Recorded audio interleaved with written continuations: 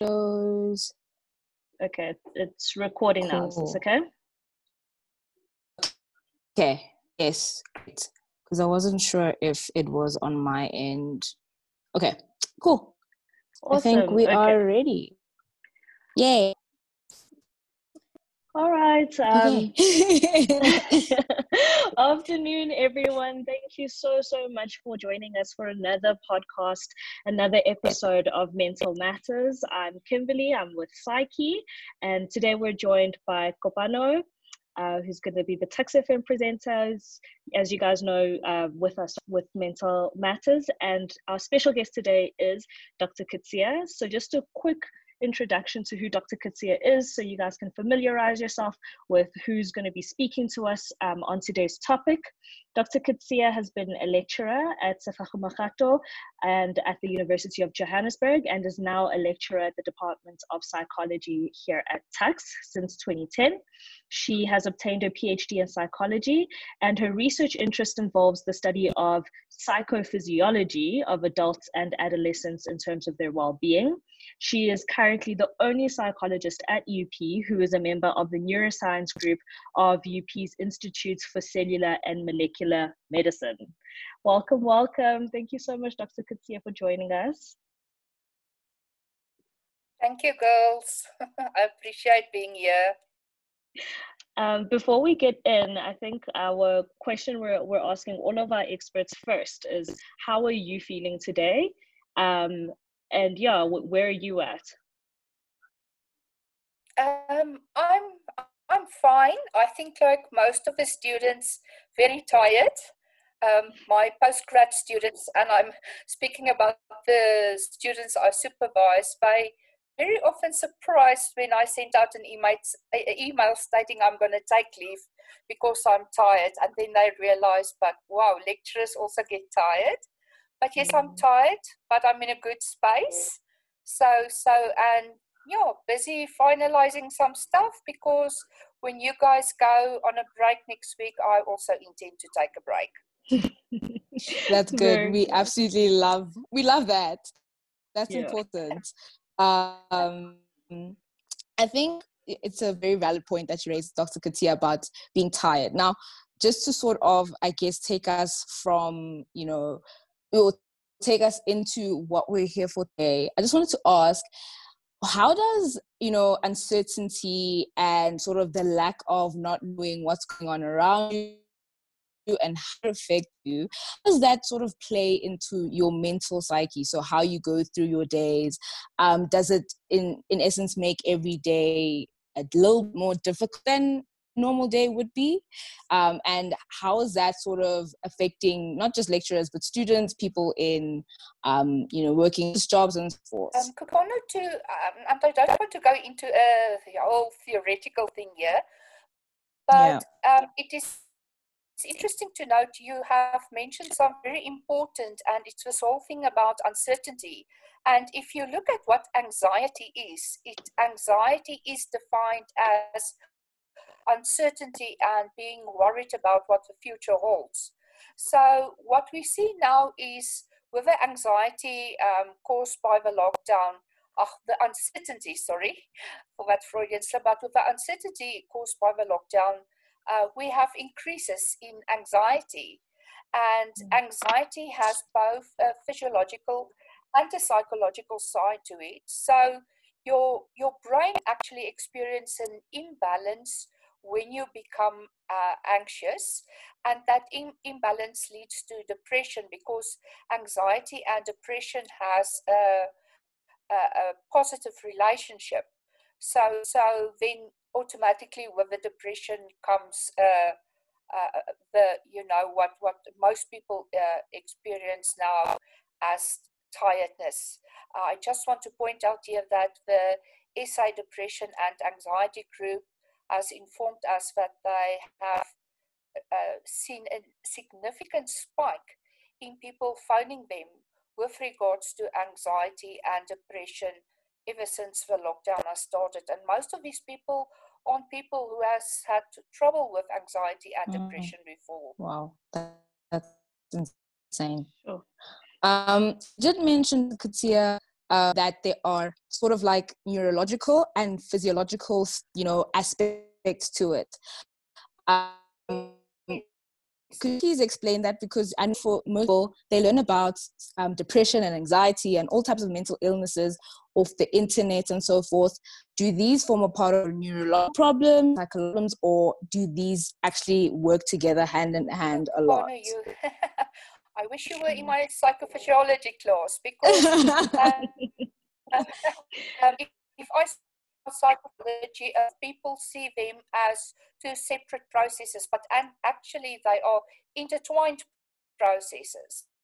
Okay. That they will either run, the one will lead to the other, or they will run simultaneously. But to give you an idea what happens, or anxious, for example, let's say we don't know when the lockdown is going to end.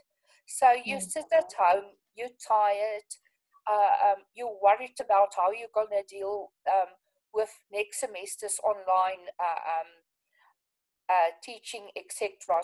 So what happens now is your heart rate increases, your blood pressure spikes, and the brain is a very weird thing, if I can put it like that, because what the brain experience now is that you are entering a stage of fight or flight or freeze for that, and the brain is not in a position to discern and see, but I am actually not attacked by something concrete. There's not a lion in my room. All that the brain experiences are these heightened or this heightened physiological arousal. And as soon as the brain experiences that, it goes into this fight, flight, or freeze mode, and then you get energy being released in the form of epinephrine and norepinephrine, what you know as adrenaline.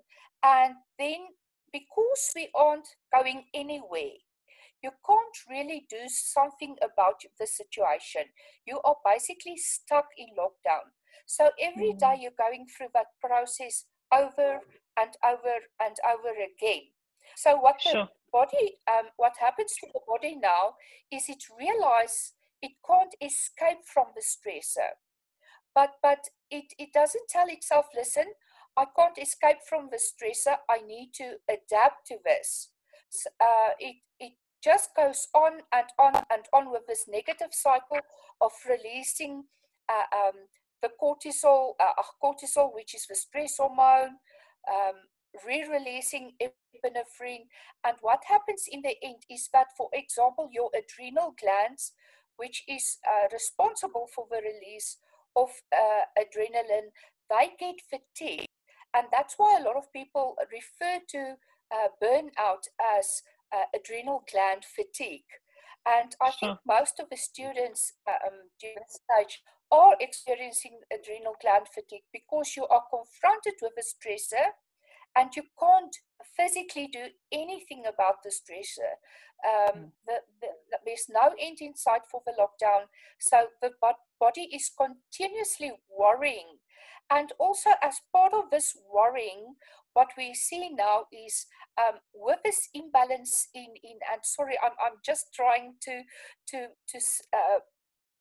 put it simplistic, but with this imbalance, what we also see in the brain is the more tired you become, the less serotonin and dopamine your brain will secrete, and that directly has an impact on the experience of depression.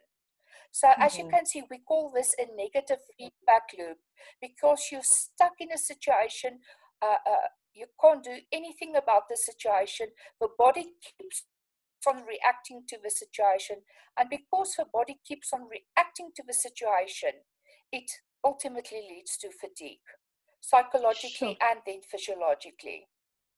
Yeah. Sure. So, that's quite a lot of stuff that I think, hasn't really been explained exactly like that, especially when it comes to why we're all feeling so tired in terms of this lockdown.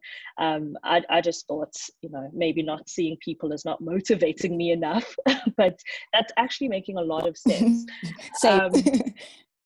But just, to address, maybe one of the aspects of our topic today, which is how to make use of the upcoming break. So how can we make sure we're getting a proper rest, and how can we regain energy? Can you explain maybe in terms of that negative cycle you spoke about, the negative feedback loop, why is staying active so important to our mental health? How does that affect that, the dopamine, the serotonin, etc.?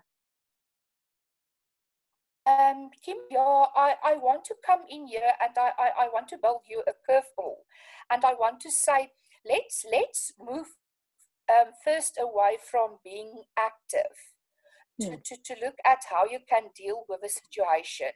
And one of the things that you can do that we are currently researching is looking at mindfulness. So mindfulness also, it takes time to teach mindfulness to somebody. But if a students just can come to a point where they say, okay, I'm in lockdown, but I'm only going to focus on the next hour or so. So not look too far ahead. Don't look towards November. Don't even look towards next week. Just look towards today, and then break the day down in, I call it bits that you can deal with. And then you take each bit as it comes along, and you don't think about the remainder of the day until you are finished with one bit. Because what you are then doing is you're reprogramming the brain not to focus on the future and not to worry about what's going to happen in the future. But you're telling the brain, okay, this is what we can do. This is what is in our power. Because mentally you like to be in control. And the first thing before we talk about anything else is you need to take control of your situation. And that you can do through mindfulness. And then also before you get to exercise, I want to suggest to your listeners that they first of all need to get some proper sleep. We are now at in a stage where we actually need to recharge your batteries. And the best way to the first step out of this negative feedback loop is getting enough sleep. And you're going to hate me, but enough sleep actually means 9 to 11 hours per night. So not going to bed at 12 or getting up at 5. No, my dear, if you're so tired after the psychological and physiological strain that we went through now, 9 to 11 hours is actually the prescribed amount of sleep. And then, then you can start. And also, what I will suggest to listeners is, if you think you are burnt out, and how do you realize you're burnt out, is after 9 to 11 hours of sleep a night, if you wake up and you're still tired and you don't feel refreshed, then I want you to how can I say, take a step back from, if you're a very active person. My son, for example, he is gymming like mad here at home. So if you are one of those students that are gymming like mad at home, and you realize now that you are burnt out, tone down on the exercise, because exercise is important. But what happens now is, what do you incorporate in the exercise? Because the what becomes part and parcel now of what the exercise can do for you, and how the exercise will impact on the psychophysiology for the body. So if I can explain on what I'm saying. So if you jog every day and you realize you're burnt out, tone it down and just take walks, for example. And when you walk, make certain that you walk at such a pace that you actually try and do a scenic. One of my PhD students, and she and I also published an article on this, where we have discovered that natural scenes has an amazing impact, or actually a significant impact, like the lecturers will say, has a significant impact on restoration, on psychophysiological restoration and decreases of stress levels. So, and also what previous researchers have discovered, and what I'm now also setting out to prove among students, is that being in nature actually increase serotonin and dopamine. Since human beings have an innate need for being in natural settings. So yeah, I don't want to complicate the conversation too much, but there is proof of a genetic predisposition that we need nature when we need to restore our energy levels. Wow. Okay. I've learned so much. Personally, as a final year student, I know I can relate to the and like worrying about the future, because literally every single day I am on some form of the job platform, and I'm trying to, apply for things. I'm trying to think about, oh my gosh, am I going to do honors? Where am I going to do honors? Are my marks good enough for honors? And it's what you said is it's about grounding yourself and just reminding yourself that, okay, control what you can, one test at a time, one day at a time. I think that's very important thing to, especially since we are sort of ending exam season, going into second semester. But now I also want to ask, our break, depending on who you are and when you're writing, you can either be having a 2-week break, or you could be having a 3, 4, 5-day break. How do we ensure in that 3, 4, 5 days that you are getting the sleep that you're supposed to be getting? And also when you're during the day, how are you active but rest your brain? I don't know if that makes sense. Like, how do you ensure that you are a participant of life, but are not straining your brain? Because, you just finished exams and you're still resting, and you can't go into full lazy mode because in 3 days' time, you start a new semester. Kupono, that's very, very excellent question. And I just want to cite, I'm keep on citing research, but just to show students that I'm not thumb-sucking this. But you know what, you're speaking about some students only having the 5-day break. Research has shown that you can, as we call it, baseline, and that means go back to a natural state where you are rested and will have recuperated for the next semester, is that can actually be achieved in 6 days. But in those 6 days, you must really, as I say, tone it down.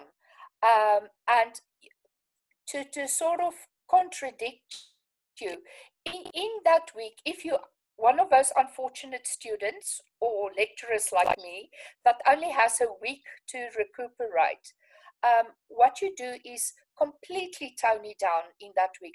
I would really suggest, tone down your, again, I want to reiterate, tone down your physical exercise. Make about you.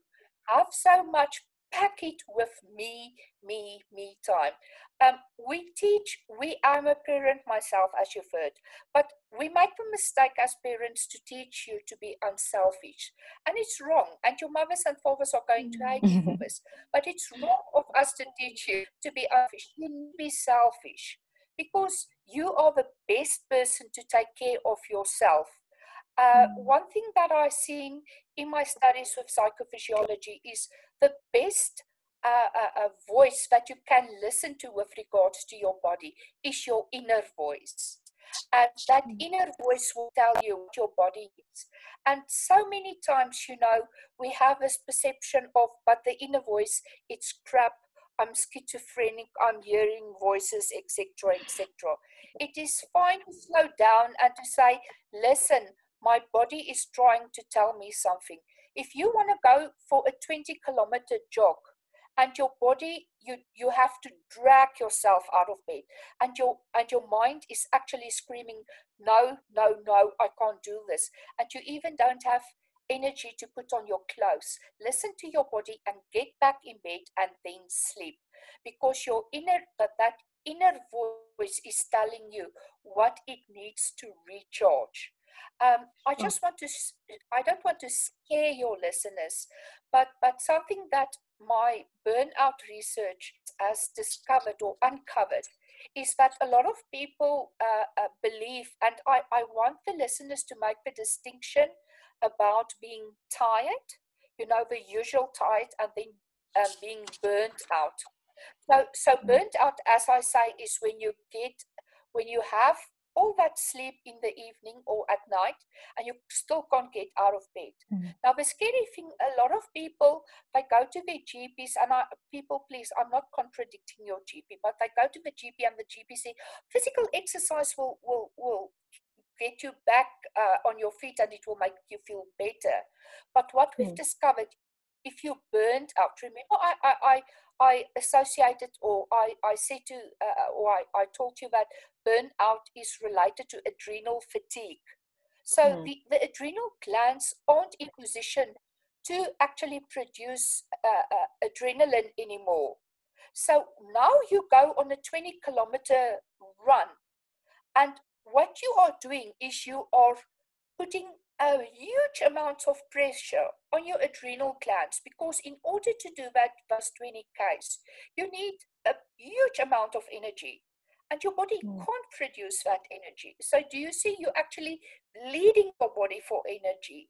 And that's why a lot of people, when they burnt out and they do exercise, I spoke to several people who told me, you know, after getting back in my car after gym, I barely couldn't reach home. And what's scary is I also had participants in studies coming to me and say, after a gym session, they'd experienced severe headaches, got nauseous, stomach aches, which I couldn't attribute to anything else. So that's when your body is telling you, listen, I'm not producing the energy or the resources that you need. So that's why I say tone down everything. Have me time. The guys must learn from our ladies. Have long, drawn, warm baths with candles, you know. Soak in the bath. Something else, if you're into animals, you won't believe how amazing animals are for your stress level. It has been shown that in the first 5 minutes of stroking your cat and your dog, your cortisol levels decrease significantly, while your serotonin and your dopamine levels will increase significantly. And in addition to that, your oxytocin levels will also rise. Now, oxytocin is that hormone related to, it makes you, if you have high levels of oxytocin, then you feel safe. So do you see why oxytocin is so important during the lockdown? Because we need to feel safe, we need to feel nurtured. And yeah, as I say, 5 minutes with a cat or a dog can do that for you. And if you're not a cat or a dog person, you know, I know you're adults, but hey, get a teddy bear. You know, teddy bears aren't so good as living animals. But yes, it has proven, you know, sleeping with a teddy bear also increases psychophysiological well-being. So it's all about also rediscovering your inner child. Do things that are fun. You know, I have this friend, he can't understand me because during our holidays, he goes to Cinema Nouveau and he reads these deep books. What I do on a break, I watch the silliest movie at the cinema, but doesn't take anything or any cognitive, how can I say, it doesn't involve any major cognitive processes from my side to understand the story. And I will read these silly books that you read it and it's fun, but you don't need your intellectual faculties to follow the story. So it's fine to say, listen, me as a student, I'm going to take a break. I'm going to do silly stuff. Kim, I know exercise is good, but I also want, as I say, as part of treating yourself, eat a little, not the whole chocolate, but eat a slice of chocolate. Do the things that will make you feel good about yourself. And here Kim is eating the entire chocolate. I will join you on that one. It makes three of us. Oh, Dr. Coetze, I don't know, does that answer your question? No, definitely. And I think Kopano will agree with me here. I think the fact that you've completely kind of, I don't want to say contradicted, but you've given us a new angle to mental health is absolutely amazing. I think a lot of us kind of are really hard on ourselves. And I mean, maybe I'm speaking to, the converted here. Maybe it's just me, but I know I'm very hard on myself, especially during lockdown and holidays, because you're thinking, oh, now I have no excuse. I should be exercising. I should be a lot healthier. I'm sitting around all day. I don't even have classes anymore, but I can't bring myself to exercise. And everything you're saying right now just actually fills me with so much, I don't know, like optimism that, me listening to my body, me listening to, my inner voice, as you put it, is actually me looking after myself. And I think a lot of our listeners will be able to identify with that. Definitely. And Kimmy and Kopano, what's worrisome to me is the fact that, we've been locked down for our physical sake. But nobody is looking at the psychological impacts. And you know what? I'm not criticizing the government, because this is a historical thing. I spoke to my son about it the other night. If you look at what has been told to us about historical figures, there's always this description of what they endured physically. But little is known about what historical figures endured mentally. That is so true. They went, and even we get these autobiographies, but does it really tell us something about those people's mental states when they had to deal with stresses?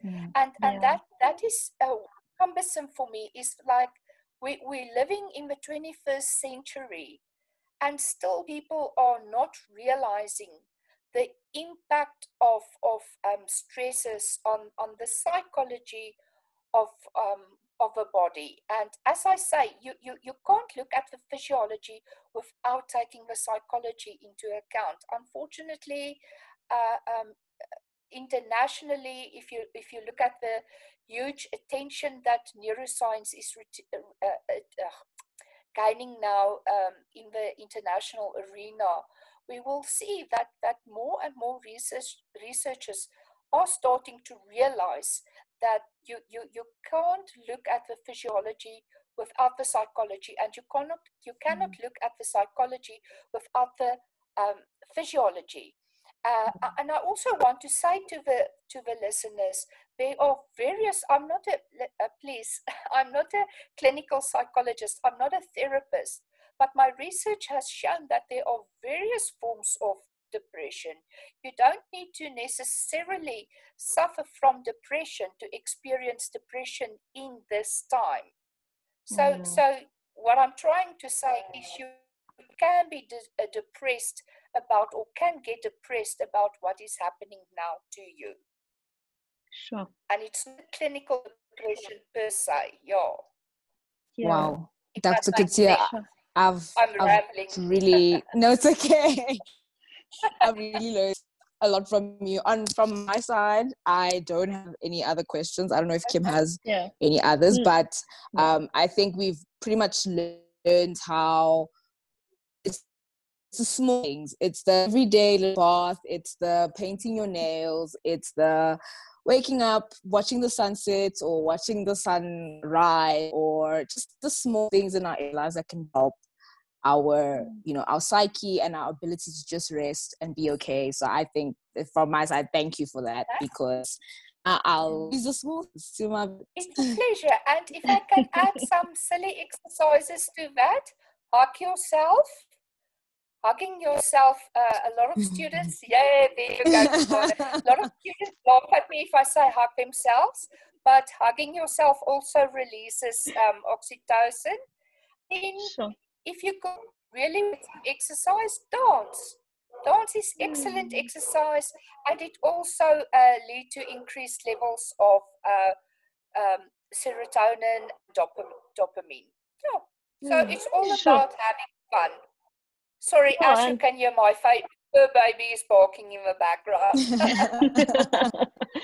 And I think, just to summarize as well what you were saying about the exercise, Dr. Coetze, is guys, take it easy during this time. Like it's okay to take it easy right now. And if you're going to do a bit of yoga, if you don't have a six-pack, it's okay. It's fine. It's really fine. It's okay. If you're gonna do some yoga, or you're gonna if you're gonna do like some yoga or have a little walk, try to do it outside. Like Dr. Coetze was saying, we need the nature, we need the greenery, we need to feel, connected to the world we're living in. So I think that's the other thing, is a lot of people are kind of a bit petrified of going outside. Obviously, social distance, keep safe, but as far as you can, take that short walk outside. And I think what Dr. Coetze was saying is it'll do the world of good.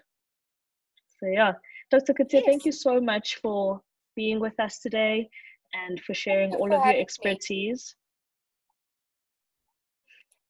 Thanks. I hope that makes sense, because also at this stage, when you're tired, you tend to ramble and that was a perfect thing.